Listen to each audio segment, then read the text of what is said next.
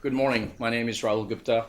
I'm a principal with PwC out of our Washington, D.C. office. I'll be your moderator for today. Looking forward to discussing a couple of topics that were really in the forefront a few years ago with Sandy, and it hasn't stopped since. It has to do with state-level resiliency and microgrids. One of our panelist members is, I think, still on making his way over. Correct, Brian? Yes. And hopefully the New York City police will let him in between the tree lighting. We are going to discuss microgrids, and we're going to focus a little bit deeper on what they mean, what their impact is, and also touch briefly on the resiliency part. I guess my slides are up? Yes. Great. What I'll do is I'll spend about 10 minutes discussing the issue of microgrids and resilience, introduce the panelists, and let them speak on the topic itself, what is of interest to them. And then we'll leave about 20 to 30 minutes towards the tail end for your questions. And hopefully we'll keep it interactive. So the first thing that I want to just dwell on is the topic of microgrids and the definition. There are many definitions for microgrids, and depending on where you sit and what you do for a business, you may define it differently. And I just wanted to hit on three specific definitions that may be construed as today's microgrid. One is the group of interconnected loads and distributed energy resources, and this is really the DOE definition. And many people and many businesses actually are comfortable with this definition. The SIGRE, the working groups, electricity distribution system containing loads and DER, such as distributed generated storage device or controllable loads, is a second definition. Once again, it's important to focus on the fact that today there isn't a well-defined microgrid or smart grid definition, and all of these three things can be used interchangeably. The last one, Microgrid Resource Coalition, one of our panel members is actually a founding member of it. It's really a local electric, they define it as a local electric system or combined electric and thermal system that includes retail load and the ability to provide energy. So we will focus a little bit more on this because it does make a difference on how you invest, how you run it, and how you maintain it. Why focus on microgrids? Well, microgrids are poised for major growth within the smart city marketplace. And from my perspective, microgrids and smart cities really go hand in hand. The topic of smart grids, microgrids, smart cities interconnected because at the end of the day, you have to have the ability to control the load, to allow for the movement back and forth, to be able to make electricity flow in such a way that you need the technology that goes with it. You need the sensor systems, you need the analytics, and you need the wherewithal to be able to understand what the user is asking for and how to provide that, and where the electrical load is coming from is something that microgrids allow for. So from a global perspective, the military is going to be a big user of microgrids. Think about each military base as something that needs to be islanded. A military base sits within a public utility commission's purview, yet they have some very unique needs. The Pentagon and the services have an energy assurance mandate. They have to incorporate a little bit of the renewable in it, and the only way to do that, to tie into the local grid, but also to be able to generate their own, or to outsource this and let some ISO provide that for them, it's going to be 661 megawatts down the road. Remote, we're talking about 949, commercial industrial 549, and the campus institutional 1,031 megawatt, and community utility 957 megawatt. You can see how globally from 2013 to 2020 it's going to grow. And then within that, staying with the smart city idea, from 2010 to 2016, based on a number of research. You can see the growth there. The two things really go hand in hand. Microgrids, they are well positioned to enable the smart grid within the smart city. These are some of the elements of success that we're going to discuss today. I mentioned the technology that goes with it, the sensor systems, the analytics, and the control thereof. We're talking about grid control, metering. We're talking about smart buildings, home automation, optimization, distribution, demand response. And all of these things are enabled by a combination of things that are identified in the bottom of your slide here that I'm presenting. Fossil fuel, grid purchase reduction, local management, self-healing mesh networks for energy, avoided line losses generation, economic benefits, cost savings. You can see how the top-down strategic goals will influence microgrids, but at the same time, we're talking about technology push. If you think about the requirements pull, the requirements from the users, the requirements from the changes in thinking in terms of renewables, but at the same time, technology push. So this push and pull is a healthy tension, and microgrids are going to benefit from it. Microgrids for smart cities, growth drivers and examples very quickly here. I mentioned the military. We're talking about a very comprehensive plan, example of what Japan had to go through with the tsunami. We're talking about Tohoku Fukushima University. The grid was compromised, but the Sendai microgrid kept operating, so there's some learning in terms of what microgrids and smart grids can do. We got examples of Princeton University, NYU. One of our panelists is going to talk about some other campuses. We're talking renewable, UC San Diego, Borrego Springs microgrid. And then we're talking about something that is more of a campus setting, some of them with a community setting, and in this particular case, Parker Ranch in Waimea, and then the Perfect Power Illinois Institute Technologies. So we're talking about the design and the desire coming together, both from the users and the providers in the smart city space and its application to microgrids. Challenges and ways to overcome them. Now, this is not a done deal yet. We have to deal with the financial side, the regulatory side. We have to deal with the economics of it. And one of the major impediments that we're going to discuss today is how does the utility feel about microgrids and smart grids, and what is their involvement? What are some of the technical impediments that still exist today in terms of resilience being adopted, and also the ability for microgrids to be part of utility scale? What are some of the regulatory environments? New York City has taken on some major growth in terms of what they are willing to do. Massachusetts has done the same thing. Connecticut has done the same thing, where they have put some money on the table and they're asked for investments. They have put investments on the table, and they've asked for participation from both the industry and innovators. What are the commitment of the users themselves? Are they willing to participate in terms of a rate hike and ratepayer in terms of what they're willing to do for that additional resiliency? And in terms of cost, when you're talking renewables as part of your overall rate, what does that mean? And are people willing to go for it?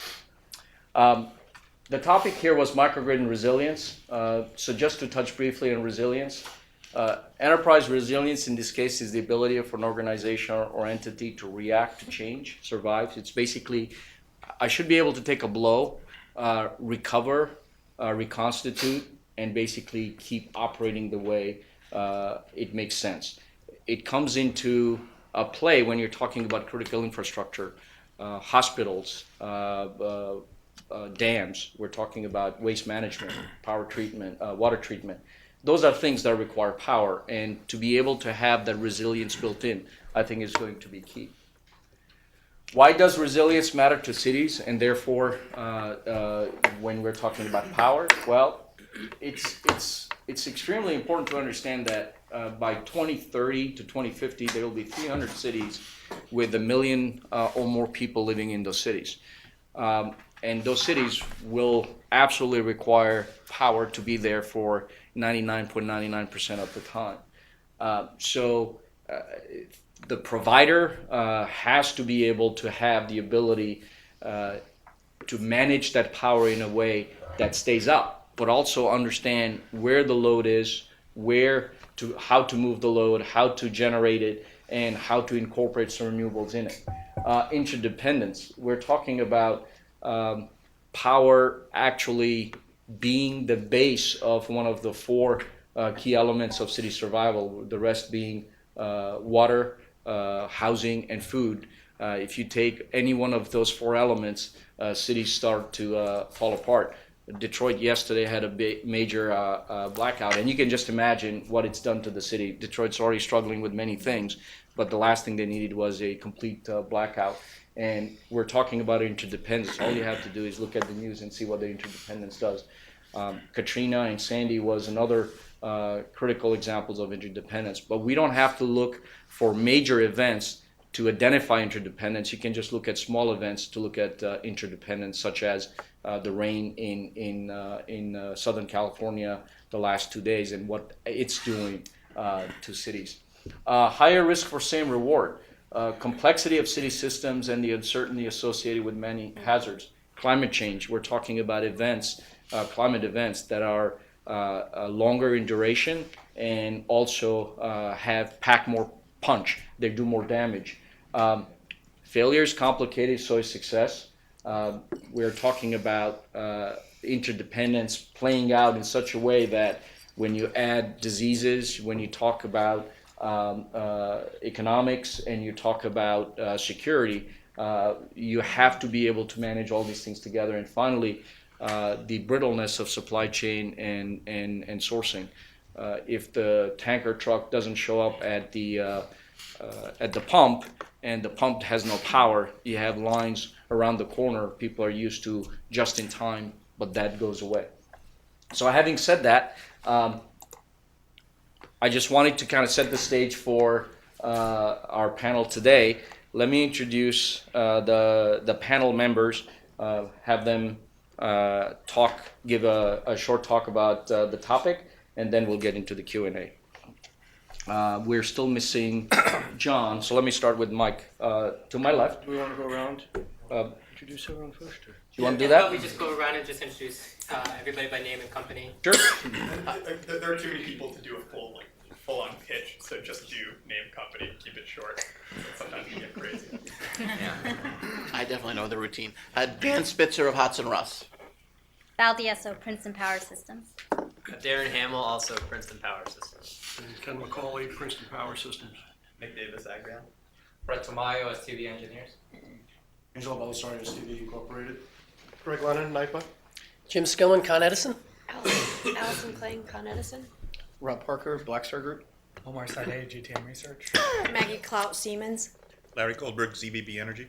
Brian Levitt, Hitachi Consulting. Marty Levine, City University of New York Building Performance Lab. Patrick Murphy, we're Illuminati. Ed Seaman, Halmar. Robert Seaman, Strategic Energy Alliance. Jim Hastings, NYSERDA. Ron Turgerson, Green Charge Networks. Elizabeth Stein, Environmental Defense Fund. Sharon Sputz, Data Science Institute at Columbia University. Jack Dweck, Advanced Energy Capital. Let's swing around. Philip from EOS Energy Storage. Michael Rodino with Schneider Electric.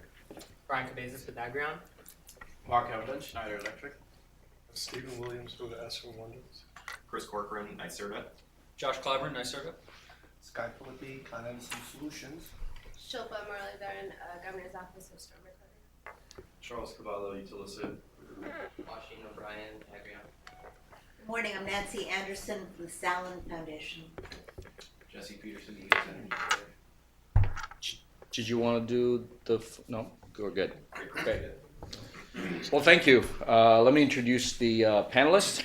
To my left, all the way to the end, Michael Rupert. Mike is the managing partner for GEM Engineering Services. GEM provides engineering support for utility infrastructure and distributed generation projects.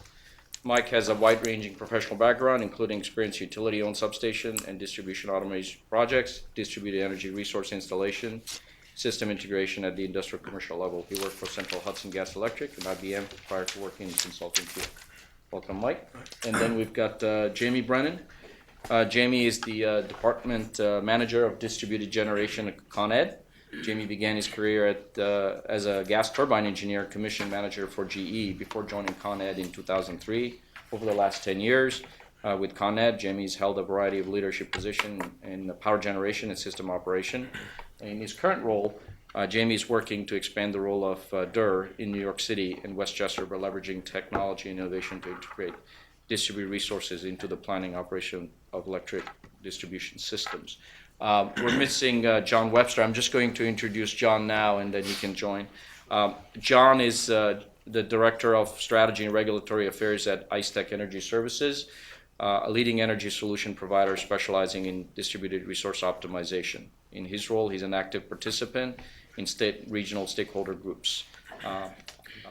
John started his career at PJM on the market monitoring unit, studying generation dispatch and demand response analytics. Let me now turn it to you, Michael. Okay. Morning, everybody. Morning. Wanted to talk quick about what my company does, and then we're going to talk about microgrids for a little bit, and my thoughts on them tied to resiliency, kind of what's coming. As we said, GEM Engineering does a lot of utility work and PV installation. So we deal with the substation automation side, which is part of the smart grid. So as we start growing out the smart grid, that's one of the big pieces that we see going forward in the distribution automation. And that's really how it ties to DA. And then that's going to allow microgrids to be a lot better utilized by the state and by the utilities. Some of the other things we do is PV installations, larger interconnections. From that, we've seen a lot of the struggles with the utilities. A lot of the developers and the utilities kind of see things a little bit differently. Excuse me, as we're trying to put more resources on the grid. And we think that's going to be a struggle too with the microgrids coming on, because there are, PV's kind of cut and dry now. They're just size. But as we put more microgrids out there, it's going to be a challenge for the utilities going through to approve them and understand really how they work. As far as some beginning points, the definition for microgrids I think is really important. We saw 3 different definitions. Usually the first, like we said before, the first thing whenever you're going to talk about microgrids is how you really define it. I look at the first 2 definitions up there as pretty similar. Personally, I feel the third one is a little closer to where we want microgrids to be, the MRC definition, because I think it's important as we go further with more microgrids out there that not only can they manage their own load, but they can also provide back to the grid. Through ancillary services. Demand response is kind of easy, but when you look at examples like Co-op City, being able to provide power back to the Con Ed grid, that is really important as we start getting all of these kind of separate pieces when you want to build resiliency. Other thoughts I had on the challenges coming forward. When we look at community versus campus grids, campus are a little bit easier, especially if you want one interconnection point.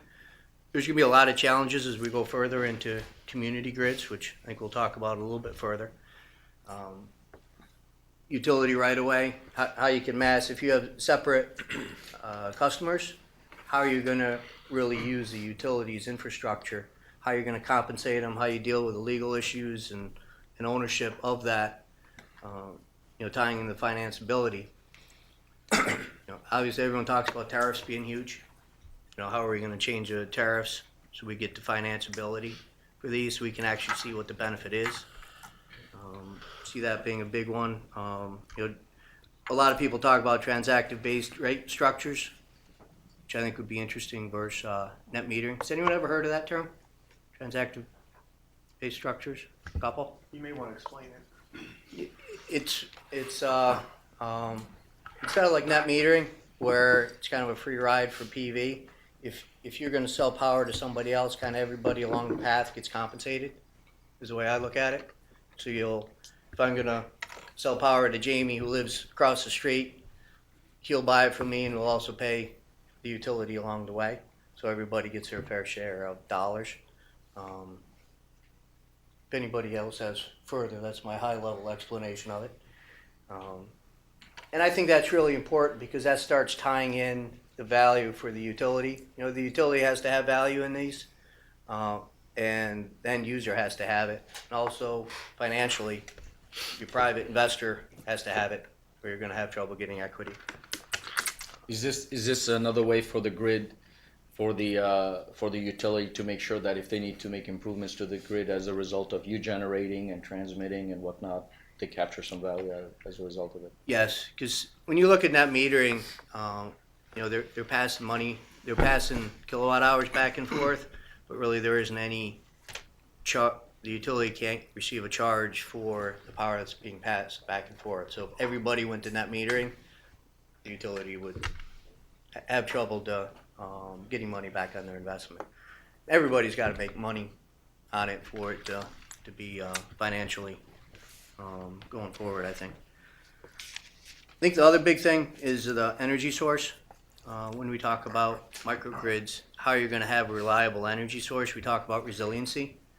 And I think it's really important to have a resilient energy source, or else your microgrid's not going to be very resilient either. Natural gas, you know, high pressure lines in New York City, they're not everywhere. Capacity isn't there. Get outside of New York City, you may not have natural gas. I think natural gas is great if you're running 24/7 because it is, as I think everybody knows, it's pretty cheap right now.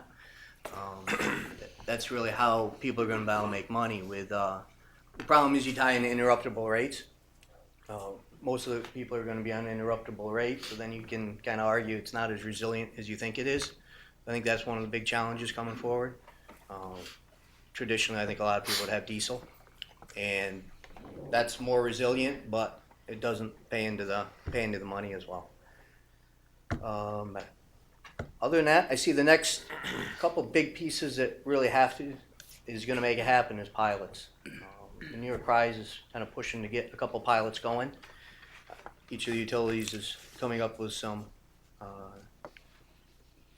pilots to go. I think PV pilot, showing demand, volt bar support, something along that idea, trying to get the utilities systems interacting with the PV systems would be a big step, because that's starting to bridge that communications gap between the two of them, and being able to use other resources to support their system. That's going to be instrumental as we go forward for resiliency. And also the community energy microgrids, I think, is really one of the pilots on that would go a long ways to actually making people walk through. It is a real big problem that we're facing, right? How do you get these in? A lot of people see a huge benefit with microgrids, but until you start getting to a pilot so that you're able to kind of knock these little problems down one at a time, you're never going to be able to get to the larger scale that a lot of people think it should be. So that's my thoughts. Thank you, Michael. Jamie, the floor is yours. Sure. I'm not going to talk too long because I think questions and answers are probably what everyone's here for. But I just wanted to touch a little bit on the DG landscape within kind of territory, and then kind of where we think it's going, and then how do we integrate all that and the role that microgrids play. So when I think about what our customers in New York City want, primarily they want reliability, they want clean energy, they want cost competitive pricing, and then they want choice. Whether that's utility supply, utility delivery, on-site generation, they want that choice. So when you look at those four things, I think microgrids, smart grid should all be geared towards doing that. And I think technology is really what's going to enable those things. The first thing, reliability. We are 4 or 5 nines reliable. We have the most reliable network system in the world. But it's traditionally been a one-way flow from the transmission system. The distribution system is a conduit to our customers. Now customers are generation sources, so managing that two-way flow and integrating those resources to ensure that we continue to have that reliability, but give that choice is probably our biggest challenge going forward. The state has significant interest in promoting clean energy. We're very supportive of that. I think in 2006 we had 50 distributed generation customers. At the end of this year we'll have 4,000. We project to have about 20,000 solar installations over the next 5 years. And that's a piece of it. CHP, obviously with Sandy, has become increasingly popular. Campus-style microgrids is nothing particularly new. Rikers just built their own campus-style microgrid. NYU's been around for a long time and stayed on during Sandy, which I'm pretty sure the dean of NYU talks frequently to prospective students, parents, about the value add that brings. So I think primarily our focus is on integrating renewables and starting to leverage them to deal with the cost issue for customers. So currently PV is an intermittent resource that helps us reduce our carbon emissions on a kilowatt hour basis across the state. As we move forward, I think leveraging those resources, either incorporating batteries, smart inverters, and other technologies to help leverage that as a T&D deferral opportunity allows us to help manage our customers' costs while also giving them the clean energy option and reliability. So I think the technology is out there. I think the REV process is really important for New York State to get out ahead of some of the issues going on, particularly in Hawaii and California, and try to restructure the regulatory landscape so that we can enable customer choice and enable distributed technologies in a way where utilities don't have a difficult relationship with distributed resources, but have more of a partnership and create a win-win opportunity. So I think the state is well ahead of where we need to be. We are seeing significant growth, but we're still looking at a couple hundred megawatts on a system average load of 7,000 and a peak of 13,000. So I think over the next year it'll change quite a bit. I think it's a really exciting time to be in the distributed space. We kind of did the same thing in the utility world for the last century, and over the next 2 or 3 years we'll be kind of flipping it on its head. So I think it's an exciting time for all of us, and we're looking forward to it. That's right. It's almost like the arrival of Uber and Lyft for the cab taxi system. You know, you've got community generation affecting the grid. Welcome, John. Floor is yours. Thanks very much. I apologize in advance if I repeat anything that we've covered already, but I'll be as brief as I could. To give you a background on Ice Tech, we started out developing a technology to optimize refrigerated warehouses and ice storage in response to deregulated or restructured markets in the Mid-Atlantic. So our perspective was that if you have load flexibilities that you can optimize or harness, you should take advantage of real-time dynamic rates rather than get run over by them.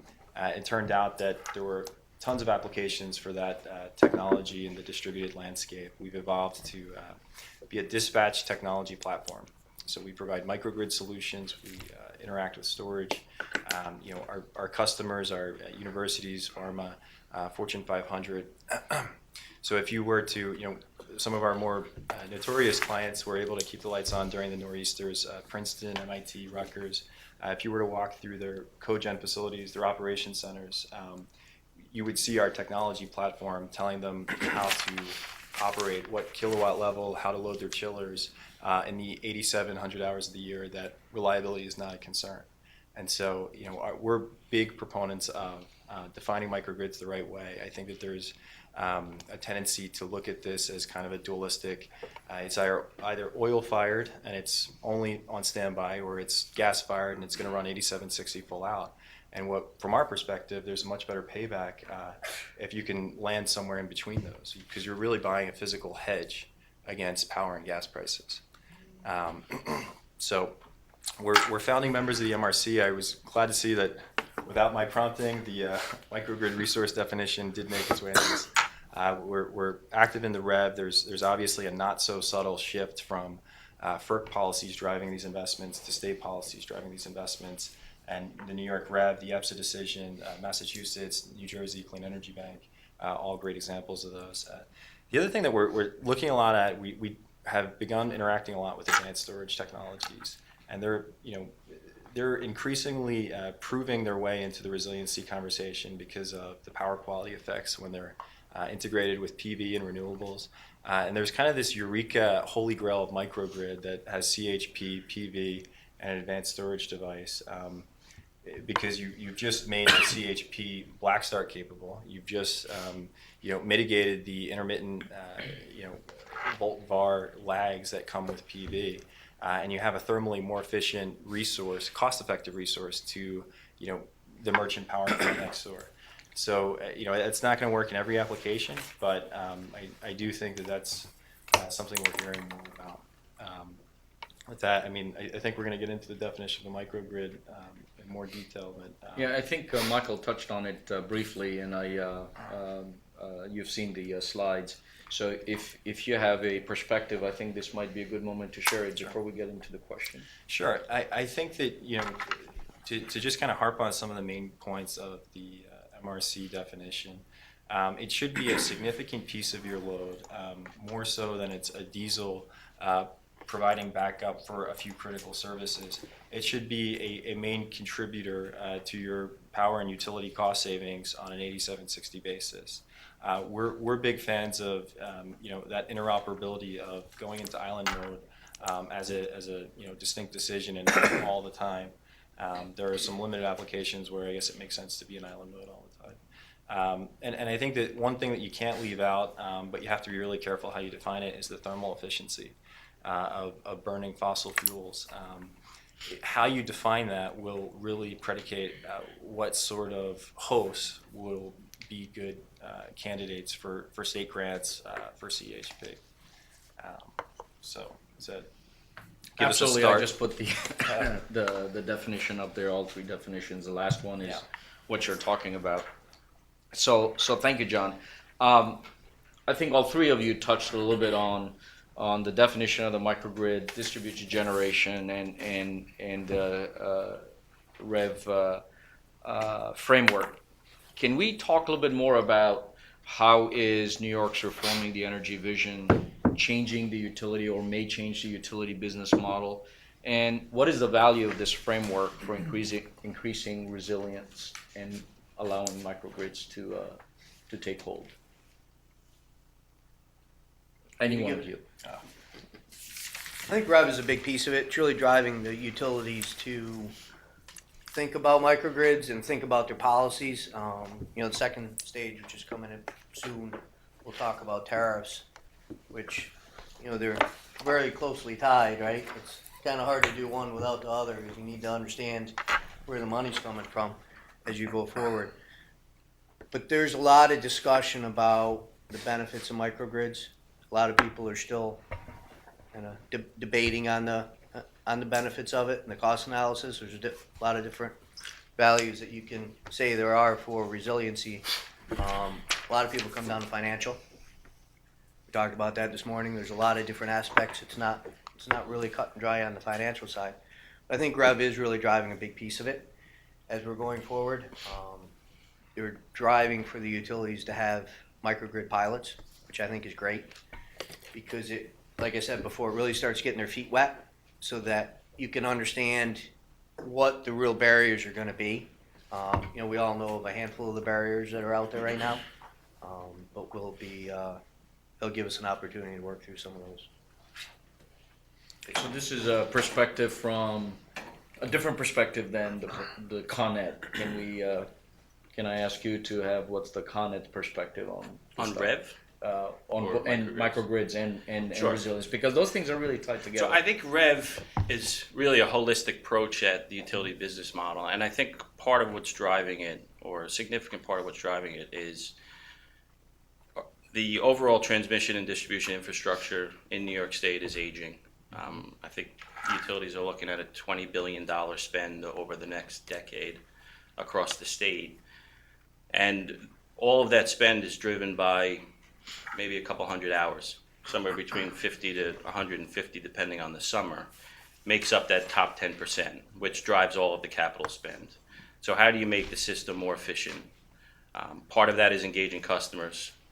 Part of that is incorporating clean and renewable to manage that peak demand, not just reduce carbon emissions on an aggregate basis, which also brings with it resiliency and reliability, because now you have more disparate generation sources local to the load, and that aging infrastructure becomes less of an issue over time.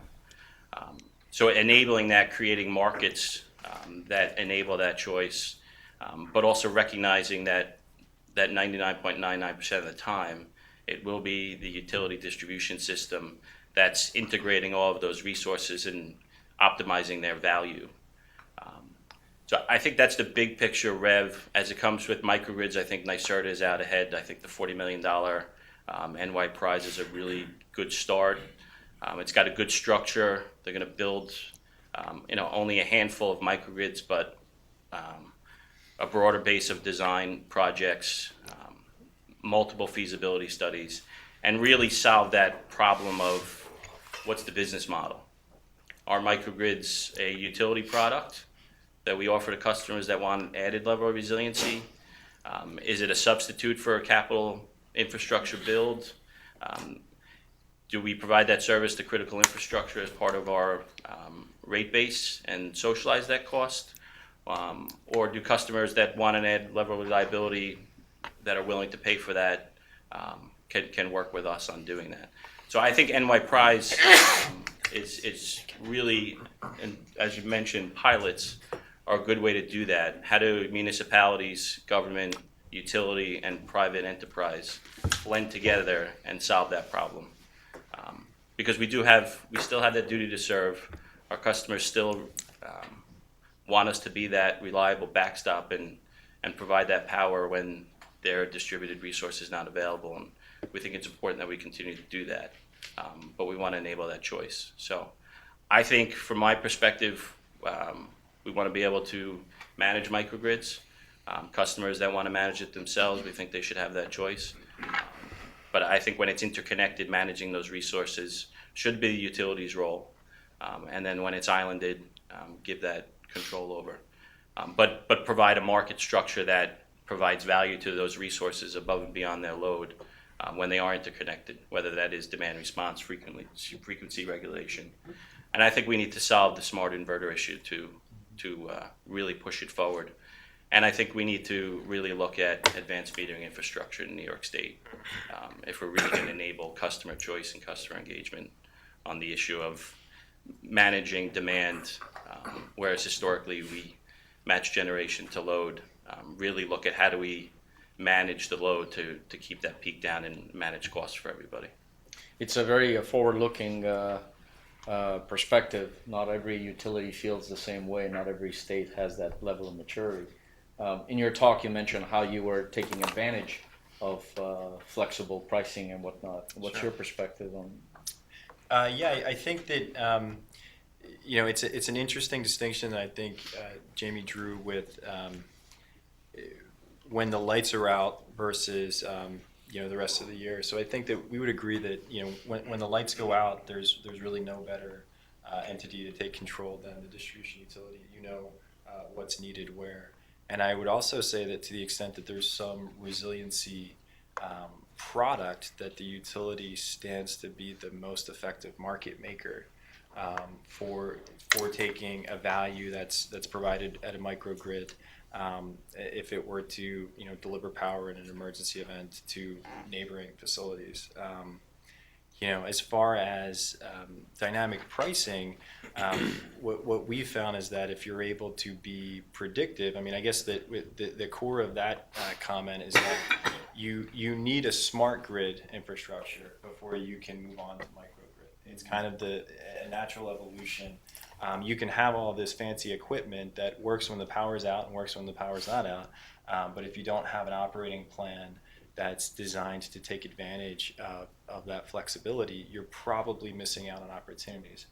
At the same time, the true opportunity is going to be in being price predictive to a certain extent. You can't be reacting to a 5 or even 30-minute price ticker in any zone. So I think that if you develop that price predictive capability, and if you're able to organize diverse assets that all have their own operating constraints into a single nimble resource like a microgrid, there are utility savings experienced by the customer, but there's also this idea that you're load shifting when the distribution system is strained. You're cutting down on the transmission charges. We talked about the user perspective and the provider perspective. Can I ask each one of you to comment on the lessons learned from campus style and the application to the community style? Where is the hold up on scaling up? And what are some of the lessons learned? And what would you do both from the perspective of people who put in microgrids, and Jamie, for you, how would you absorb that? And what are some of the things you would require private providers, ISO type, to come talk to you about? You want to start, Michael? All right. I touched on it a little bit before when I talked about community versus campus style. Community definitely gets more complicated when you start using the utility system to, without the utility kind of being in control, right? So if I have a generator and I'm going to provide it to Dan and to Jamie, then if I have to go over the utility system, everyone needs to be compensated. And then you also get into the liability issues of, if I fry all his computers in his house, he's probably not going to be happy. He's not going to be able to go back to the utility. So I think that's one of the bigger ones for communities, where you don't really fall into that as much on the campus side. Utility right-of-ways, things like that are going to make it hard as well as with tariffs. Jamie?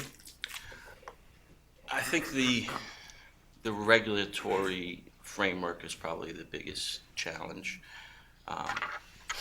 Once you have multiple customers in in that type of arrangement, with a single, the example I think of is a customer, independent power producer, has a CHP, develops, runs separate infrastructure to supply other customers. That's somewhat easy. The question is, if they get in an argument, who solves that problem? Does the utility still have the duty to serve? That becomes an issue. Alternatively, if there's a central CHP that's wheeling power through the utility distribution system to end users, is the utility compensated for that wheeling? Is it a service we provide? So I think it's really that day-to-day interaction of the community microgrid that needs to be solved more than the emergency. If for those once a decade or once every 20-year events where the grid is down, to the extent the central CHP or combination of CHP plus storage plus PV is able to provide power to a set of customers,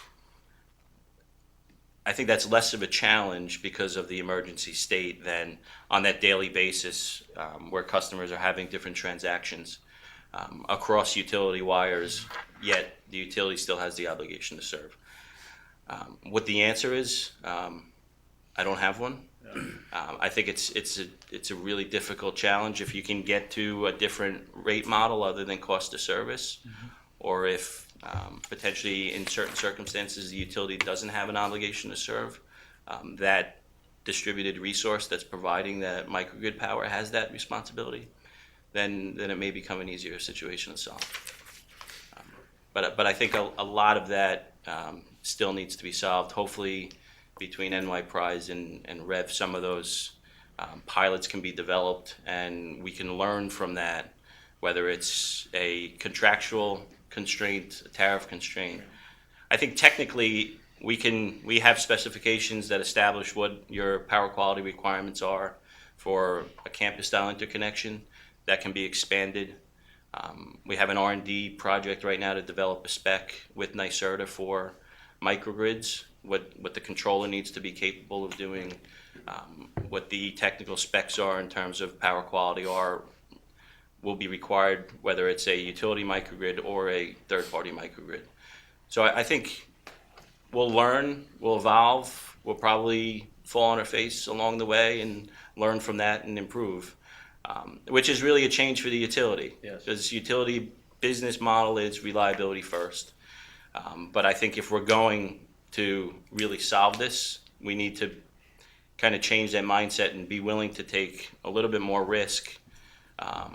And I think the regulator needs to come along with that, Right. and accept some of that risk so we can fail forward, so to speak. Yeah, and the idea here is the tension between a social good and a common good, you know, the responsibility to serve. And we're really talking about one-to-one. You've got the utility, and if you look at the consumer as one monolith, as opposed to many-to-many. You have many generators and providers, and you have many different, and how do you make it work? That's a governance issue. It's not necessarily a technology issue.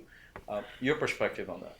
Sure, I think that the big 2 points were really hit on. There's franchise right-of-way laws that I think that there's kind of a discovery process going on about what exactly they prohibit or what they don't prohibit, and then the responsibility to serve. If you're starting to wear the utility hat, do you start to have the utility type responsibilities? And as a private microgrid developer, owner, operator, willing to take those on, I think that those are by far the two biggest. And a minor one, I guess, an administrative or an efficiency concern. In some of the conversations with developers that we've had around multi-unit microgrids, the more they put on the utility hat, the more difficult they find the utility job of billing, especially if you want to break out the thermal aspect, the thermal benefits. I think that, it's something we'll probably touch on with the military as well. Yes. That's a very difficult job, and you start really replicating the tariff designs that are already in place and approved by the PUC. I look at that and say, perhaps there's an opportunity for an additional service for Utility 2.0 to offer.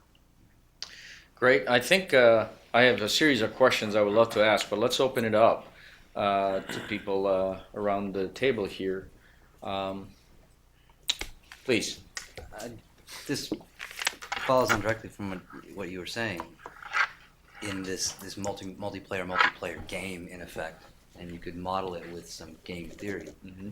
But one of the things you often end up with there is a local optima for each player that is a global sub-optima, where everyone's gaming the system to get the best for themselves, but you end up with something that is more expensive than it needs to be, less reliable than it needs to be.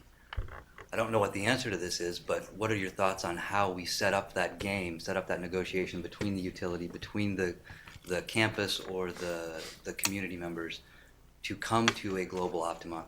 And I think one of the biggest challenges for that we need to address is some of the capital barriers to entry to that, where we end up selecting something we can afford rather than the right thing. I think it's a great question, because one of the things that comes to mind is how do you define global optimum, and how does that flow into the utility 2.0? So back to you panelists. Who would like to start first? So I think the answer to that question changes depending on the problem you're trying to solve. So then put it into the multi-system problem where we're trying to solve all of them at the same time. the multi-attribute optimization. I think we should try to solve some of them before we solve all of them.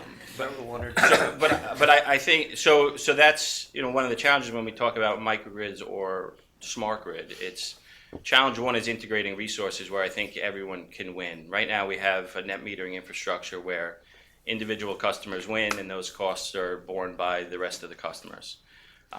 And the sun goes away at 4 or 5 in the afternoon, and the load picks up when everyone gets home from work, and there's really no system benefit. So I think that you can do by aligning customer interest with utility interest through tariffs, where maybe through deployment of battery or some other storage partnership with that solar, or maybe it's utility storage that can capture that solar and use it at a time that's beneficial to all customers. When you get into microgrids, I think it could evolve to be different solutions for different customers. The government needs something different. Government really just wants it when the grid isn't available. to maintain that critical infrastructure. We learned from Sandy. I don't think anyone really thought about how important gas stations were until they were without lights and nobody could get fuel. Well, we did that in 2000 when in the blackout, the Great Northeast Blackout too. Three. That was a shorter duration. Shame on Historically, grid blackouts are a day or two. A week without power in Lower Manhattan was a bit normal. Yeah, and true, we don't always learn from past history. So that's a piece of it, and that could be just some backup generators with individually piped wires that only operate in that emergency. There is a sunk cost with that, but it could be the cheapest alternative. I think where we need to evolve is larger customers that want to do CHP. It is more efficient. They have a cost savings. Can they expand that to incorporate other players, either on a resiliency basis or on a transactive basis, because they can produce it cheaper than the utility? And in that case, when you are wheeling, how do you do that pricing? So I think you have to try out all those models through pilots and then start to develop tariffs and products around that. And I do think going forward, we may start to see the utility offering products to customers where now we just give them electricity and they give us money. I think one of the German utility execs said our mistake was we were selling people baked beans instead of a service. So how do we transition to a service offering similar to telecoms, or kind of spin off on that sort of model and start to provide customers with services and not just kilowatt hours? But I think tariffs will evolve through pilots, and absent pilots, I'm not really sure how you can craft it without doing it, learning what works, learning what doesn't, and rolling it out. This is a multi-year evolution. I was at a CHP conference a few months ago, and they were talking about the revolution.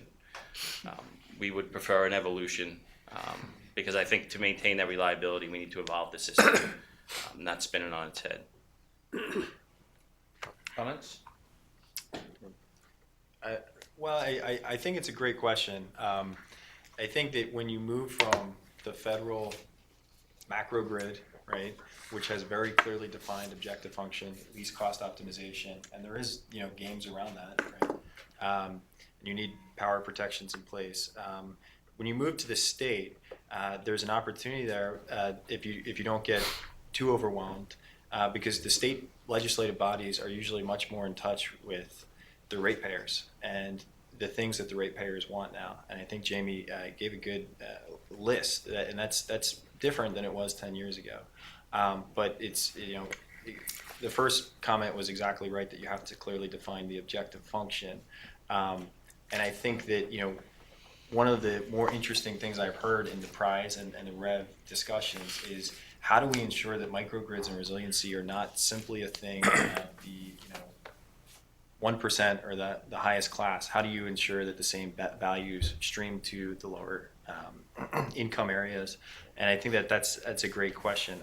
The other point I would just make is that our best examples of microgrids are the campus-style microgrids to date, in which a university or a good corporate citizen took it upon themselves to invest in things that were not explicitly paid for by the market, such as greenhouse gas management, thermal efficiency.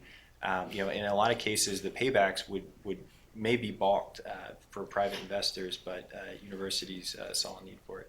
So I think that if you can take some of those university values and, to Jamie's point, create tariffs that incentivize them, you're at least closer. It seems to me your original point, the global optimum. I think you have to start with some strategic imperative. You heard Jamie mention several times reliability, and so if we're talking about delivering to a certain level of nines to everyone, that could be a strategic imperative, and then you would have other imperatives, and you'll have a tiered service. But I think that's probably how you would do multiple to multiple, because right now it's one grid, and how do you invest in it, how do you maintain it, how do you improve it, yet add other services that others are adding without actually thinking about paying for the grid itself is not an easy thing to do. And I think in Hawaii they're feeling the strain and the stress of it because there's so much PV and there's so much other renewable that they don't know quite how to manage that. Any other questions? I think even for the utility microgrid, the real challenge is when it costs more than the other solution. Correct. So when you look in California, you look at Borrego Springs, really great microgrid. They have conventional generation, a lot of solar, a lot of storage. But the alternative to that was running a new transmission line. So the cheaper cost alternative was the microgrid. Where we have issues in our northern area due to storms, frequent outages, we see an opportunity to leverage microgrids to give that level of service that we're providing to our network customers on a daily basis. So that just gets rolled into your capital spend because it's the cheaper cost alternative. It's when becomes a value added service. How do you manage those costs across the different ratepayers? Is it a product offering? So I think those are probably the bigger challenge than simply leveraging microgrids because it's the cheaper option, which I think in some cases it will be. And as costs come down for storage, I think there'll be more opportunities to do things like that. So. Oh, sorry. Yeah, I have a practical question. With the construction of microgrids, have any of you had experience with the DOB and the OTCR? Every job has to go through the Sustainability Review Board, the Innovation Review Board. There's a whole bureaucracy in that in New York City. So unless Alan Price runs that, he's the director, the Office of Technical and Comprehensive Review. So every one of these microgrid projects has to go through that for an approval process. Has anybody had any experience with that? No? Okay. There was a gentleman from BOMA who was at the last one that we did who talked about the difficulty of working. Actually, not that the city was difficult, but the city fire department, which controls the building codes, had some real concerns. Right. And as you talk about some of this stuff where we're going to go to microgrids, and then Bob's microgrid service company takes over from the utility. Right. And so you don't have deregulated literally management. There's a real concern, and the I know the slides mentioned the IIII hasn't even caught up with the standards. Certainly the International Building Code has not yet caught up with standards for microgrids. And this is part of it. We're talking here about the regulatory environment. There's a lot more than just that layer. One of the issues to me, in terms of, for example, I'm a lawyer, so I'm in Mike's microgrid, and my computers get fried. I'm looking for compensation, or my insurance company's looking for compensation. Turns out John's solar panels were not properly installed, so we're going to sue him, his solar manufacturer, his inverted person, everybody along the way. And the utility because they had this. Because they put the wires in and probably, And don't forget his chiropractor. Right, and so now the real problem with that is that, eventually the rule of law will say who's liable and how it's going to work out, just as it is with the utility industry. But do you think you're going to get an investor to invest in Bob's microgrid before those questions are sorted out? So it's very important that the Rev, I think 2.0 recognizes the layers of this onion that NYSERDA, NYPA, everybody is already starting to deal with very nicely. I mean, there's real leadership here. It's really great.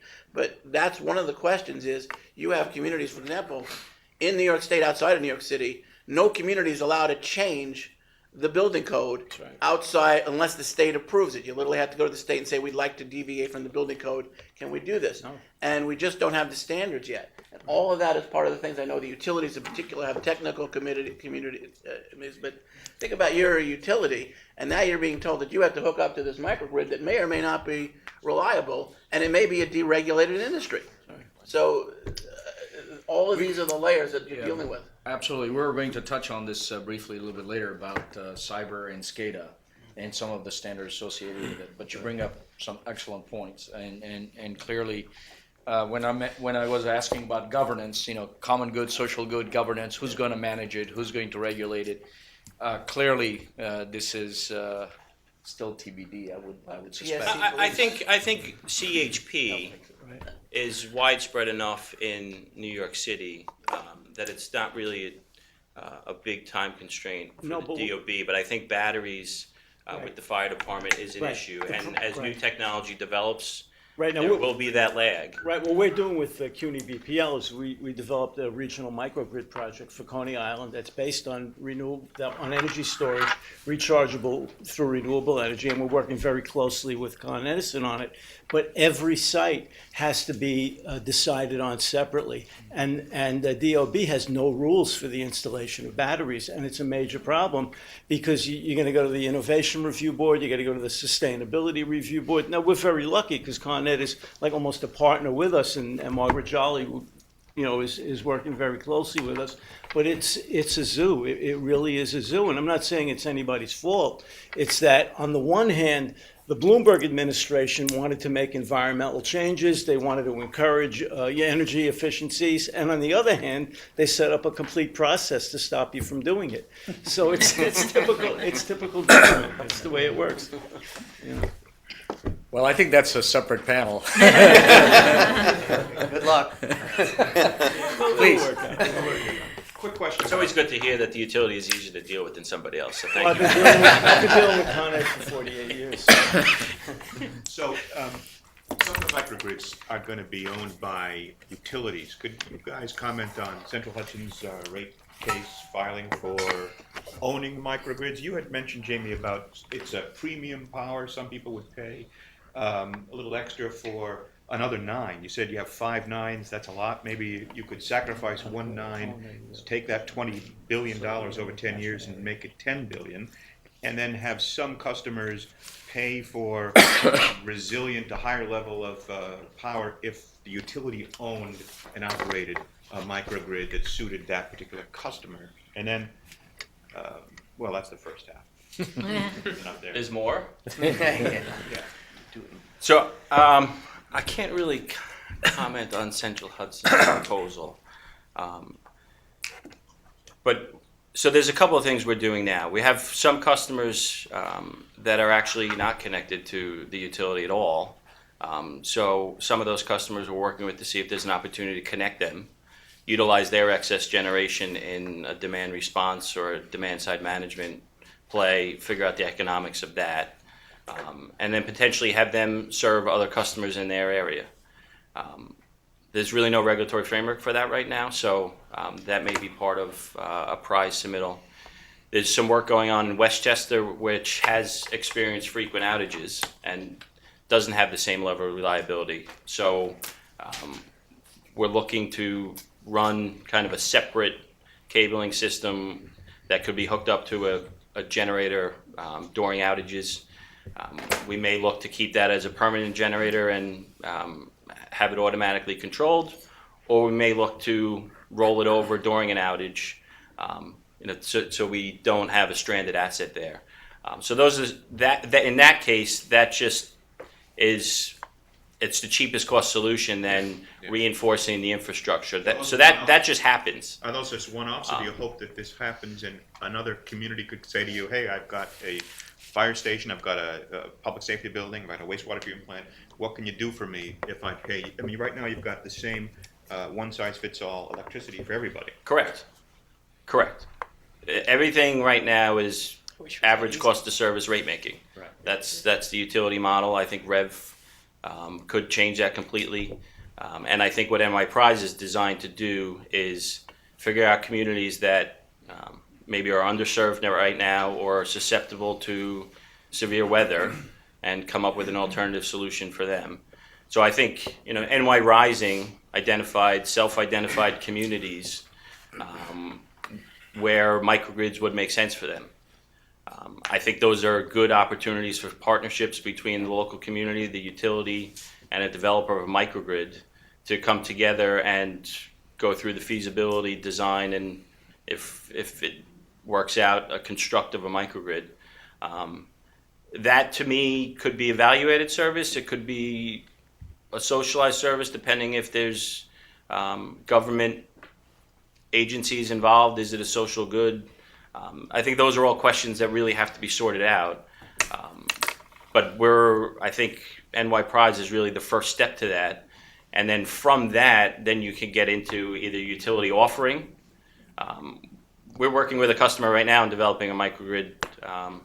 They're a campus style, but we've enabled some designs to allow them to isolate and serve their customers. It's a project in development, but that's within the existing utility framework. So depending on where the design is, we design campus style. We work with customers on their designs, so we can incorporate some of that at customers' cost today. It's just like any other interconnection project. To the extent where we're going out and providing this service to somebody else, you could do that today. We would cost it out, and if the customers are willing to pay that cost and not shift that burden to other customers, we would build that today. So I think that framework's there for people that want to build a microgrid. It's when the utility doesn't own the microgrid, but that microgrid is serving utility customers and non-utility customers. How does that work? That's, to me, the real challenge that I see. Mike, comments, since you were with Central Hudson at one point? Sure, I won't. I can't speak, to what Central Hudson put in there specifically. But typically, the way a utility would do it would be there's a low reliability area. I know Central Hudson has another one where it was a low reliability distribution feeder out to a group of customers. So they put in a microgrid out there a couple of years ago. They don't have the same level of nines that Con Ed does. When you get out of this setting into a rural setting, you're going to have more tree limbs, overhead conductors are going to cause a lot more reliability issues. But typically that's how I believe all the utilities are going forward, is saying, okay, here's a pocket of lower reliability. Microgrid could really help this group, and this is what the cost would be. This would be how we would structure it. Be how I would think they were going forward with it. Does that answer your question? Yeah, I mean, nobody said that there are communities who have fine reliability but want to pay a premium for that. Scarsdale Police Department, maybe the power never goes out there, but they want to make sure they're basically outsourcing their resiliency, in other words, to you. I'd say most of the places already have standby Generator. Yeah, generator. they've got a generator. Most of your municipals, your Yeah. your police stations, all that have a diesel generator sitting there today, which has a resiliency. So to that point, utilities in New York State can't own generation. So for us to offer a standalone microgrid product to a customer who wants to add that, we would have to partner with a generation source today.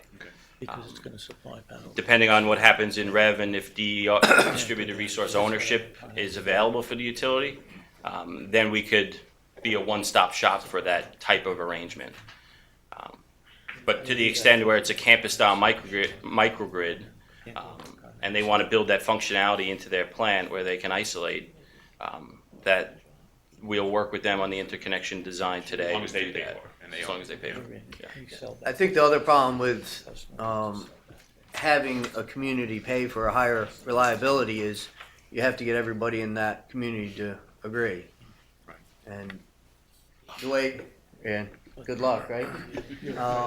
That's the definition of what's a global optimum or local optimum, right? I mean, Right. Everybody has to agree to it. Because if everyone's on the same distribution circuit, and you improve reliability on that distribution circuit and want to charge them, well, if this whole room's on there, maybe half of us want to pay more, other half, And then the other half 99.9 is good. also gets to play the free rider game, and I will get the 5 nines or 6 nines if I'm just quiet and I won't have to pay for it. Yeah. Because those guys will pay for Exactly. We were talking earlier, there are certain cities that have outsourced the high occupancy toll lane where you have congestion pricing.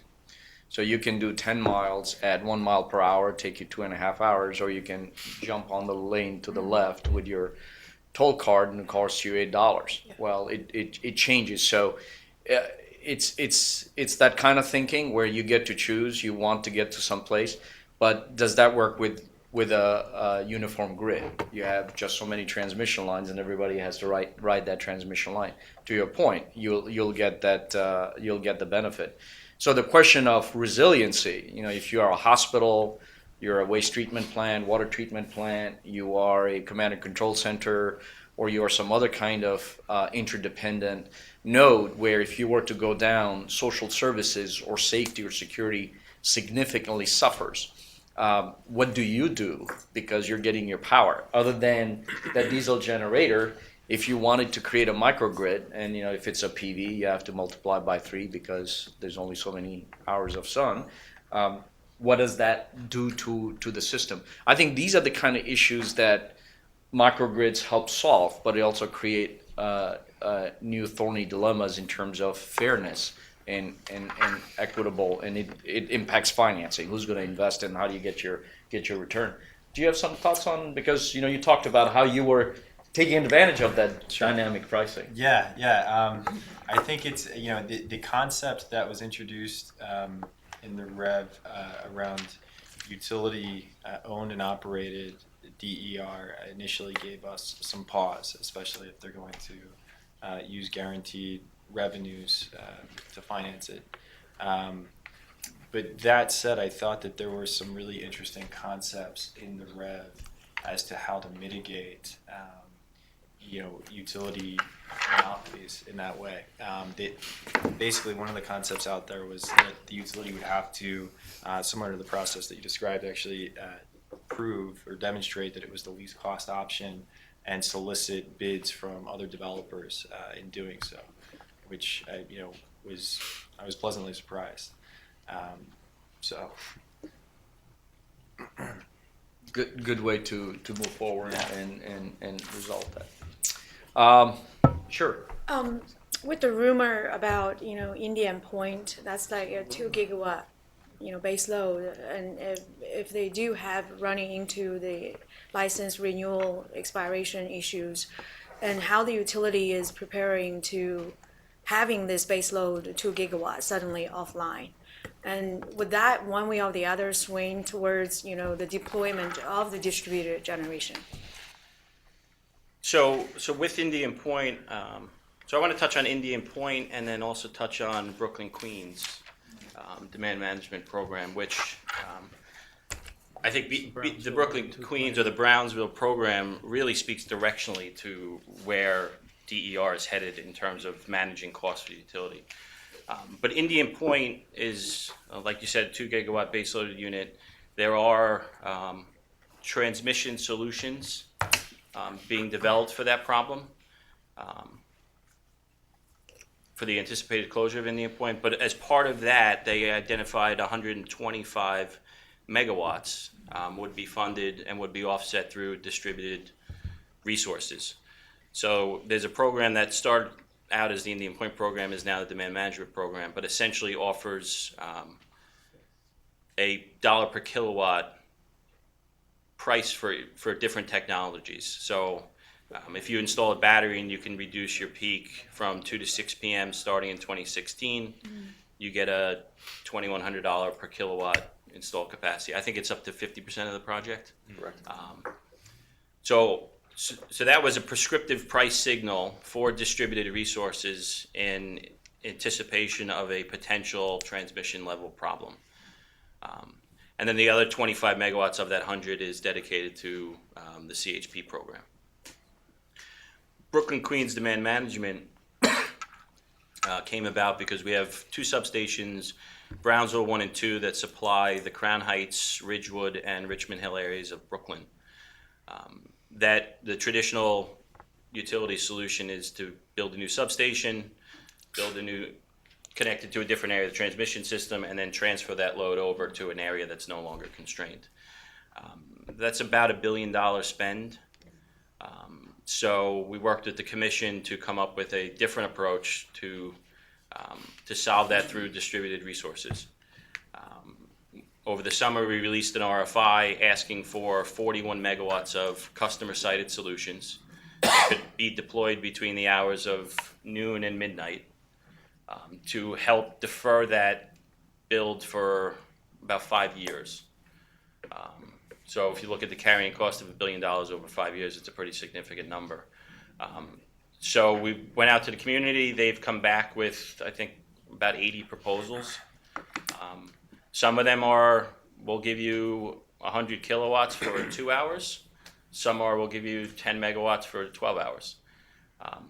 And they provided the cost that we would pay for that service.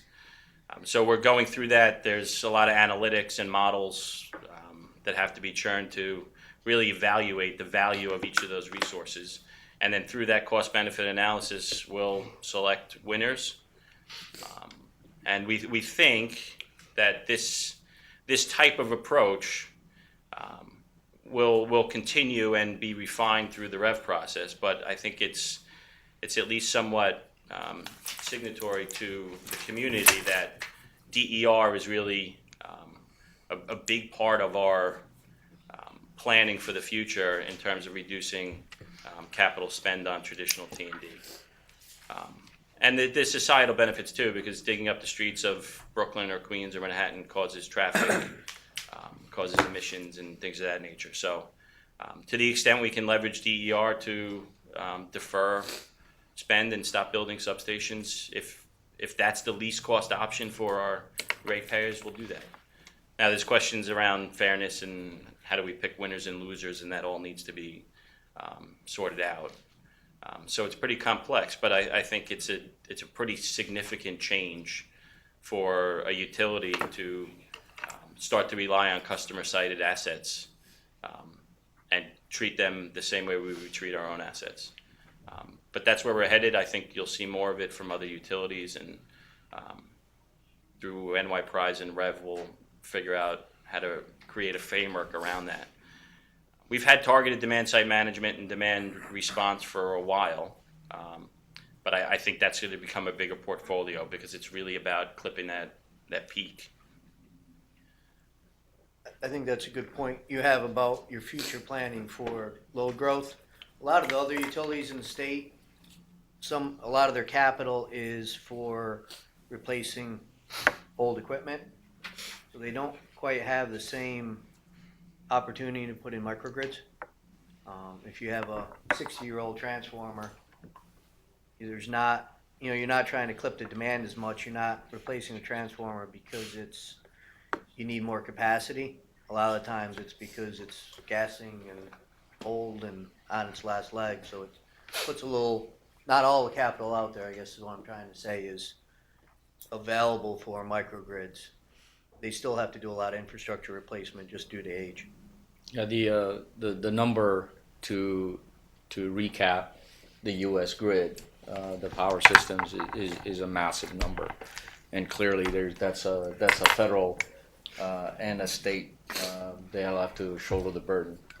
But I think when you start looking at taking baseload out and then the options that are available to replace that, given the new rules around, or at least the existing rules around renewables and emissions and environment, I think it's extremely complex. And I think that'll continue to drive a lot of the spend because outside of T&D, there's basic reliability. So replacing aging infrastructure will continue to be a driver of our spend. And other forms of resiliency. I mean, we're spending $1 billion over a 4-year period on storm hardening. Some of that is going to some areas of Westchester where we're potentially putting in a microgrid, deploying smart switches that can sectionalize and reduce outage times, building walls around substations that were impacted by Sandy. So there's multiple levels of resiliency, and you need those multiple layers. Some of them are technology, and some of them are tried into concrete walls. And you need to find that balance and what's cost effective for our customers. And microgrids is a portion of that solution. You had a question. Yeah, more to get us kind of level set. Predictably, the word cost has been mentioned here many times this morning. Maybe with someone here from PricewaterhouseCoopers, you know the answer to this. Has any firm that's in the business of doing so really looked at the cost of not doing this and looked at the cost of grid outages and what that costs the state, depressed economic growth, economic activity, and such things? Do we have a number on what the hit was? Yeah, we all think of Sandy, but there have been others. Yeah. Like what happened in Connecticut. It was one after another. It was sequential. Absolutely. On another presentation, I do have numbers associated with the cost of catastrophic events. Sandy, I believe, was priced at about $70 billion. Don't quote me on this, and I'll pull up the presentation. Happy to see you after the talk. But when you start adding up all of the catastrophic events, there is this concept of the cost avoidance. What would be the right investment, and had you done that, what could you have avoided in terms of economic losses? Going back to, I think it's 1992, the price tag for the United States is a little over $350 billion in terms of economic losses. Now, quite doesn't make up the kind of money you would need to put into the grid and recap that to bring it to spec, where you could have the free flow of electricity, understand who's using what, and give them a fair price. The technology is there, but when you're talking about 50 states, you're talking about PJM, you're talking about east, west, north, south, the different utilities, it becomes complex. I don't know if anybody has the exact number when it comes to cost, but the way it's measured is activity lost, or that you can get a sense of it. But people do that for major events. They don't do that for the small things that happen, and those things add up as well. Anyway, go ahead. Yeah, the last FEMA number that came out, we got from City Hall, and they said $1 spent in hardening the infrastructure now will prevent $4 in replacement costs. And the other problem that goes along with that, because we had a lot of experience with this, a lot of condos, co-ops that are not covered by FEMA because FEMA doesn't recognize them. If you don't harden your infrastructure, your insurance company will not pay off the next time you have a claim. Right. And so what we look at is we face an entire peninsula that could have no permanent electricity, no electricity on a permanent basis, because there will never be enough money to replace that electrical infrastructure, because people don't have the money to harden that critical infrastructure now. So it's a big problem. There are a lot of numbers out of the lost. What is the opportunity cost of lost kilowatt hours? And it's at least the 10, 20, 30 cents per kilowatt hour that you're paying for it. But some research out of Germany, I forget the author's name, basically determined as for this German city was $12 per kilowatt hour not delivered was the economic cost. Yeah, so it's kind of a pay now or pay later. But the choices so far we've made in this country is pretend it doesn't happen. So you have Arizona, which has popularly elected corporation commission refusing to put in a surcharge on to pay for all the solar impact. You have Oklahoma, the legislature actually stepping in and charging, on behalf of the utilities, they put in a surcharge. But you have a lot of these political influences that basically say, and of course that's the whole problem with climate change. How do you convince somebody to pay something now when you now have a Senate that doesn't believe in climate change? How do you get people to pay for things in the future? And it is hard to, put all this together, with all these economic numbers. And we're talking about such long periods of time that when you try to do a net present value, the interest rates, it really has almost no meaning unless you take the approach of the... and for administrations change the rules out from under you. Exactly, the certainty. And you put all of this and then say to a group of investors, so you ready to invest? Say to the utilities, bondholders, yeah, here's what we're raising $1 billion in bonds for. We'd like to think that eventually you're going to get paid back. But the caveats are longer than the actual bond offering at some point. And all this uncertainty bids into that, and those numbers are very much disputed among economists, from what I've read, in terms of, like you talk about $1 hardening, but that's also transportation. That's not just the electrical system, right. And what was lost and who should pay for it. And so you look at who the lights were on for. Princeton, NYU, two of the richest universities in the world, and Co-op City, which is a fairly well-off comparatively area. So who's going to pay for the rest of this? And by the way, utility, we're going to blame you when it doesn't work. And your shareholders are being asked to fund all of this. So how are we supposed to raise capital for all that? And it's very difficult. I mean, your point about the numbers is, in my opinion, the reason I'm going on about this, it's so important in terms of educating the public about just how much damage we're really facing if we don't figure out these resiliency questions, if we don't upgrade just the age of our infrastructure. There was a good article on 60 Minutes about the aging infrastructure in the whole country and the economic costs. And the numbers you're talking about grinding them into the public consciousness, I think is a good part of what these gentlemen are trying to do, talking about. I think those numbers are in the trillions of dollars. Yeah. There's absolutely no doubt about it. You're talking about roads and bridges and the grid. You mentioned education, and I think that's key. One of the questions I wanted to end with, one of them, there's two more. What is the value of resilience, and how do you actually measure that? As an individual, am I willing to pay for that extra 9, and am I only going to complain when the power goes out? I personally, I grew up in Africa and in Asia, and I can tell you how many times you turn on the power and nothing happens. It's just dark, right? You get used to 4 hours out every day. You have to boil your water, you filter it. You don't appreciate it until you're in a place like this. And New York is considered a mega city, more than 10 million, and it's growing. So how do you actually take care of a city this large where you have clean water, clean power, and it's on all the time? And how do you make sure that individuals who live in the city actually appreciate the value of that simple motion switch, light goes on, it's always on? So when we talk about microgrids, and in this particular case more about resiliency, slightly different than reliability. Reliability, it's there. Resilience means that if it's not there, what is the substitute and how quickly can I recover? How do you work on that topic, and how do you educate your customers that there is a cost associated with the benefits that we were just talking about?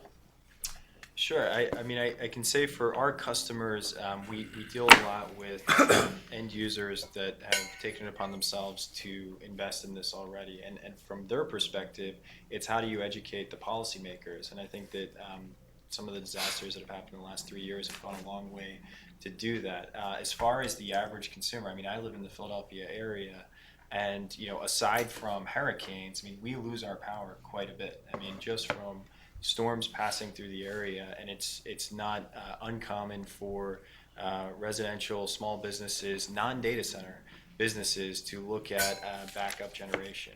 And so I think that it's happening, and I'll also say that some of the institutions that we've worked with on pro formas for these sorts of investments, if it's islandable and it's resilient, they're willing to let that payback period extend a little bit. So from my perspective, there is a momentum towards valuing, even though that we don't really have the tools, we don't really have the quantitative analysis to do it right yet, and there probably is a healthy debate about what it costs. I think it's coming. I think it's in the pipeline. Jana? I think for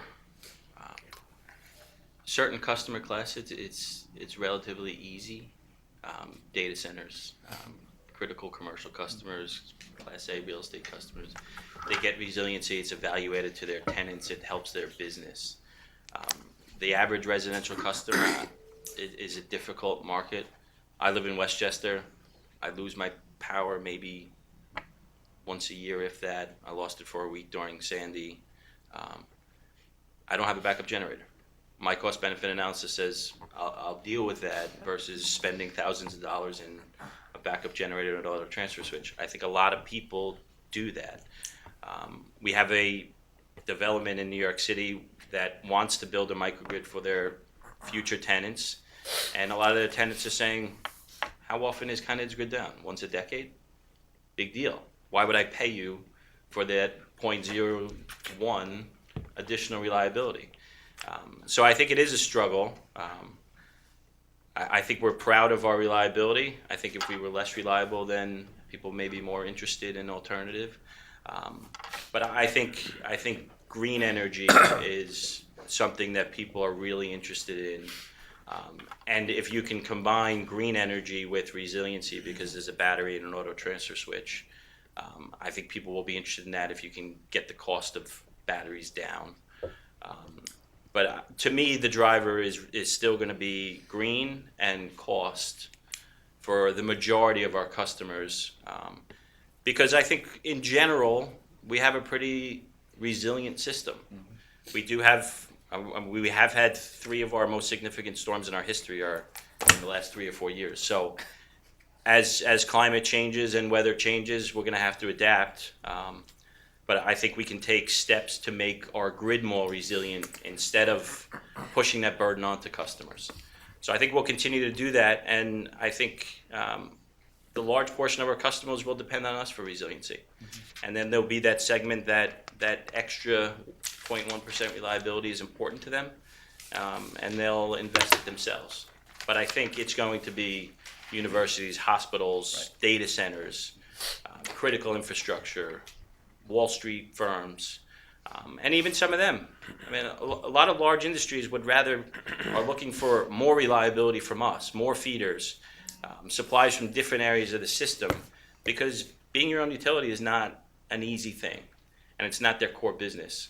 So potentially down the road, maybe that's a value-added product that utilities can bring through DER ownership, through development, design of microgrids, and that could be outsourcing that to third parties, so it's not a monopoly, or partnerships with third parties, buying their products and services, entering into agreements with third parties to provide that value-added service for us.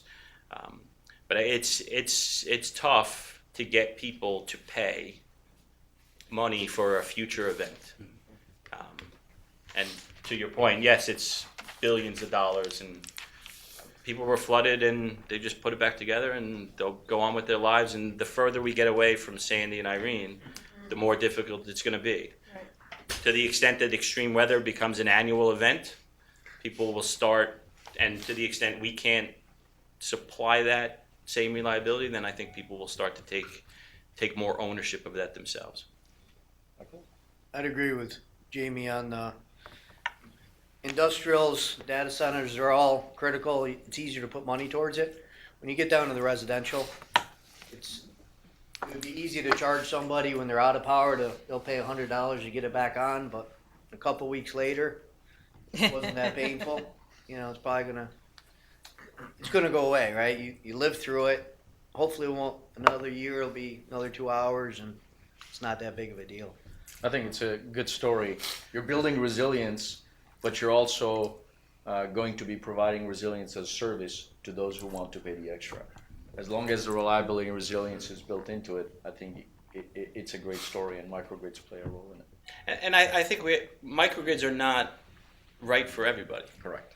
The real benefit of microgrids and CHP is efficient use of power that becomes cheaper than the utility, which requires you to have chilling loads, heating loads beyond just lights. That's correct. If you're the majority of our customer base, which is residential or small commercial, you don't get that benefit. So the cheaper cost alternative is still the utility.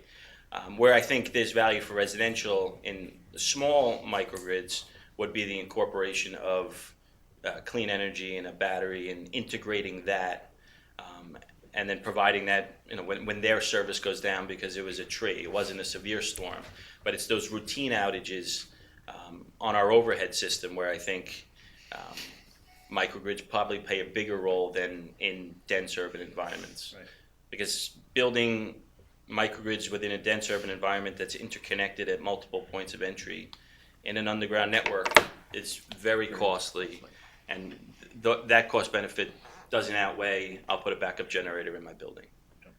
So we have one last question, and then close out, and I think the last half hour we have a social. I've asked a bunch, so someone else has one. Please.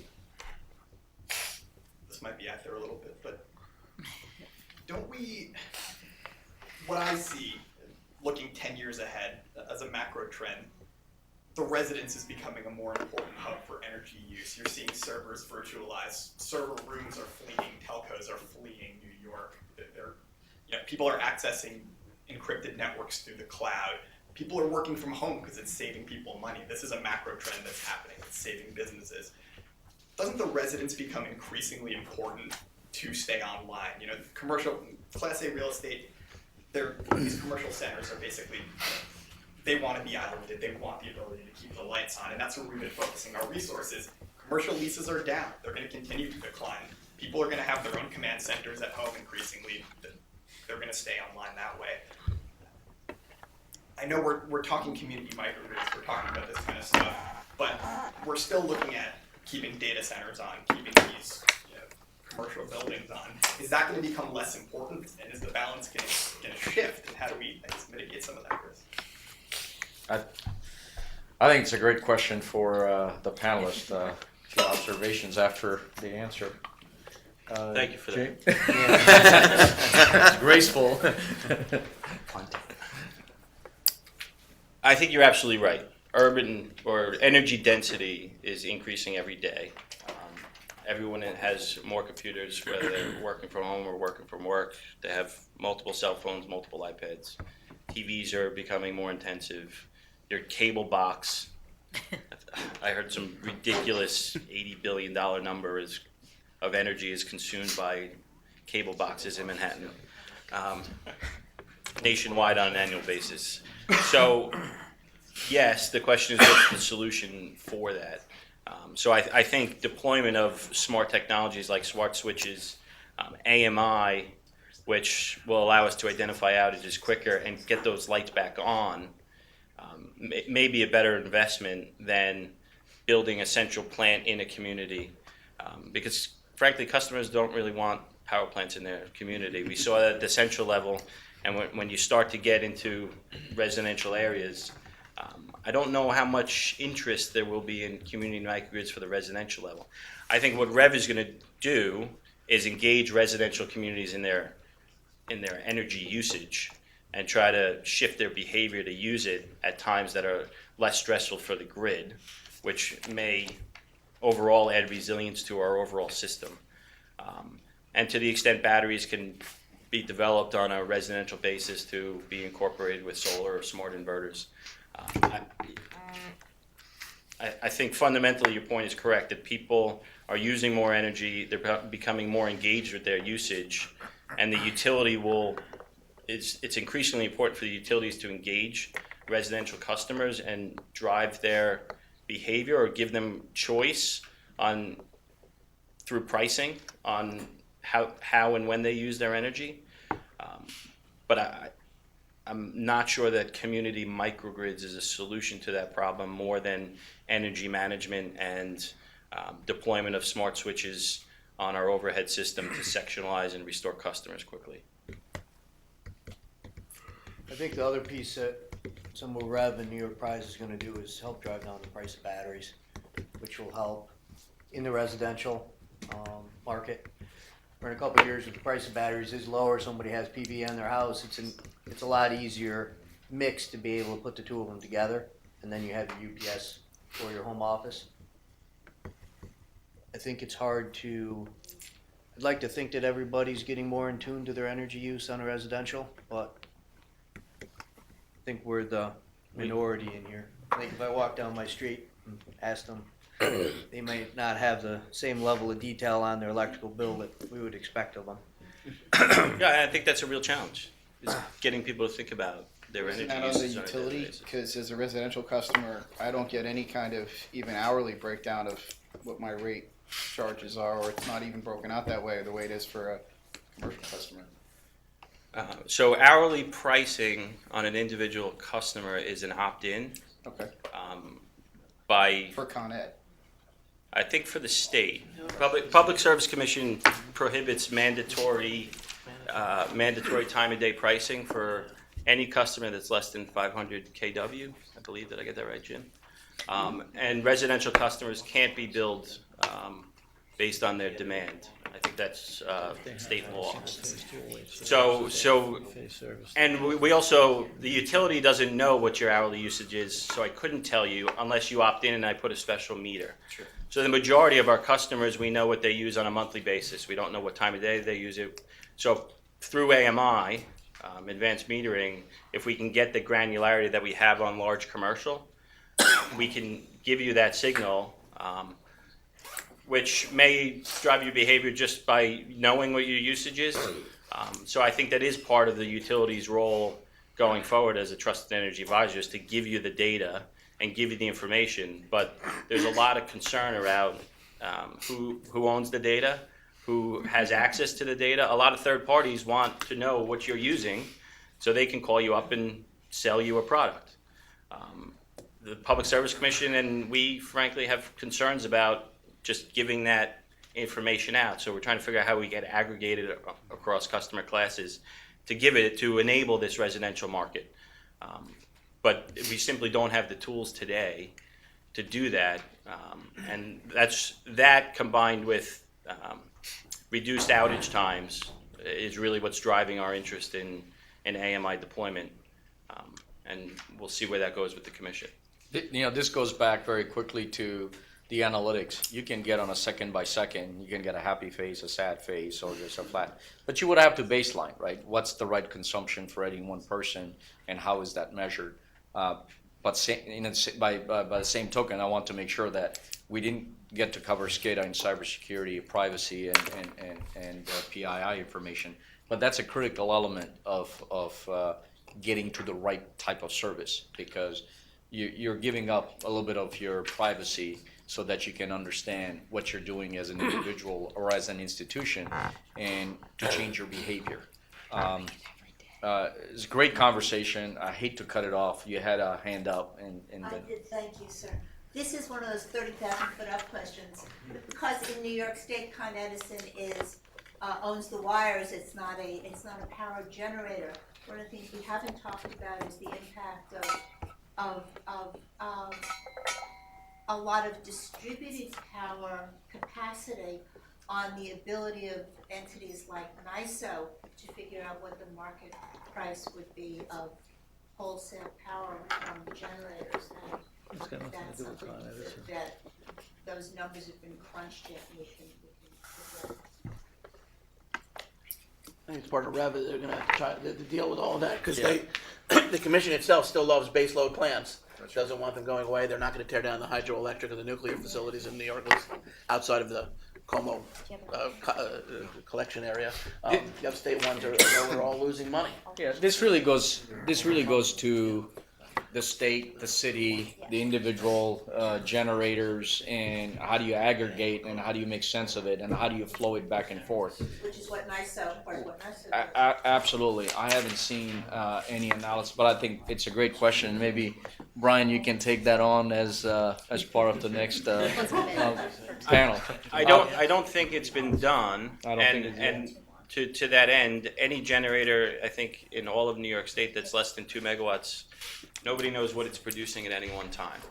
It's simply a load reduction. So I think where we need to go, and I think where we will end up years down the road, is where distributed resources are aggregated in some way and valued and integrated into the wholesale market. But to do that, there also needs to be metrics around reliability, available data streams that don't currently exist. So, for example, a wholesale generator gets paid for its capacity multiplied by its effective forced outage rate. So you need to have monitoring and verification of its performance in order to participate in that market. Distributed generators can, if they elect to be a qualified facility. There's a regulatory burden and a cost burden associated with that. So generally, behind the meter distributed generation does not want to participate in the wholesale market because it's too costly, and their capacity obligation is already accounted for in their supply and delivery pricing structure. So they're getting that capacity value through a different mechanism, and it's generally cheaper than the alternative. But I think when we have thousands of distributed resources out there, where we're looking at dynamic pricing, that link between the wholesale market and the distribution marketplace, and monitoring and verification associated with those assets is imperative, or we really won't be able to do that. Will AMI help make that happen? No. AMI could, if the metering is on the generator as opposed to the load, we could certainly do that. Which brings up your SCADA cloud security issue. It's how do you get that data? As you bring more and more data back to the utility through communication systems, you need to build out those communication infrastructure, which is also a cost burden to the ratepayers. So can you do it through the cloud, particularly for inverter-based systems? Can can you access it through the cloud and then bring it into the control center and make actionable decisions on that? Right now, at least at the federal level, the answer to that question is no. The wholesale market requires NERC SIP requirements, which essentially means everything is point to point. Nothing is interconnected with the internet. That's a radical change to start doing things through the cloud, or at least connecting the cloud to the control room. So that all has to be worked out. Is there a way to use cloud-based information for operators at the distribution level to make decisions absent the outside of the purview of FERC? Yeah, there's only a few. That could be a short term. We do talk about it internally, and everyone in this room entrusts the internet to keep their money in their account and send it to places where they want it without anyone stealing it. So the question is, if the financial industry can do it, can the energy industry do it? I think the answer is yes, but how do we get there and get the IT departments and industry to come along with that? It's a tough challenge, and it's certainly a big part of the conversation going forward. Yeah. And just a quick aside, building on that, for our grid market joint tool, we actually have launched, and it's coming online, I guess, in the next couple of days, hopefully. It's an MV demonstration that's cloud-based. All the data gets really uploaded for all to see, and it's the Brooklyn Army Terminal site, and that's the 2 battery. So it's really interesting, but this stuff is coming, and the tracking capacity is there. So. Yeah, when you mention AMI, there are only a few companies that have been certified by the military in terms of SCADA, military-grade cybersecurity for SCADA when it comes to energy. And this is a long time coming, but the energy ISAC and the financial ISACs, those are the information sharing entities. They are the two strongest bodies that really work public-private sector. So there's hope in it, but I think this is the kind of analysis that will take some time. Very quickly, getting to a close, final closing thoughts. I put the slides up in terms of microgrids are poised for major growth. Can I get each one of you to give us some closing comments and how you see microgrids coming along, and where do you see the greatest growth from your perspective? Michael? When I look at this, I think the institutional campus piece of the pie, being the biggest, I completely agree with that. It seems like there's going to be more opportunity there. I think it's going to be a little bit easier. A lot of the challenges we talked about in the other ones are going to keep their piece of the pie a little bit smaller, I think. But I'm not too good at seeing the future, so who knows in 5 years. Like Jamie? I think I would agree with that. I think that those environments also offer the most optimum use of energy in terms of overall cycle efficiency. But if you expand the microgrid to include the management of distributed resources, intermittent resources in a controllable manner, I think that's coming, and I think the utility will be doing that. We have 86 networks. Some of them are several hundred megawatts in size, so to be able to put enough generation to match that load and be able to isolate that will be difficult. But if we look out 10 years from now, we expect to have 1,000 to 2,000 megawatts of solar in our territory, about 300 or 400 megawatts of CHP, all providing demand response and ancillary services. So managing and integrating that in a manner that we can still sustain the 99.99% reliability, I think is a big part of what we as the utility will do in Utility 2.0, or making the grid smarter. When we talk about specifically microgrids, I think it's campuses, community government agencies, and critical infrastructure within communities, gas stations, pharmacies, supermarkets. That, I think, is probably the biggest marketplace over the next few years, and then beyond that, we'll see. Thank you. John? Yeah, I think that exactly right. Institutional campus is probably the most surefire pocket of growth. And I would say that the there are a lot of plans to make the military bases more resilient. I think that there's going to be a lot of growth there. The community utility could really blossom depending on some of the regulatory outcomes, I think, of REV. And I think that the commercial and industrial will blossom if you get the incentives right, such as demand response tariffs, because that's, when you're talking about augmenting a business with something that's not their primary business, it really does come down to does the pro forma work, and tariffs and incentives would be a good indication. Well, thank you. Well, on behalf of the panelists and Agrion, I want to thank all of you, and thank you for the opportunity to discuss microgrids and resilience. I think that at the end of the day, this is a trend that's going to keep continuing. 165,000 individuals are moving into cities every day. Cities going to require water and power, and this is one of two of the four. Housing and food is the other one, and it's going to be an exciting time to be in. So thank you very much, and turn it back to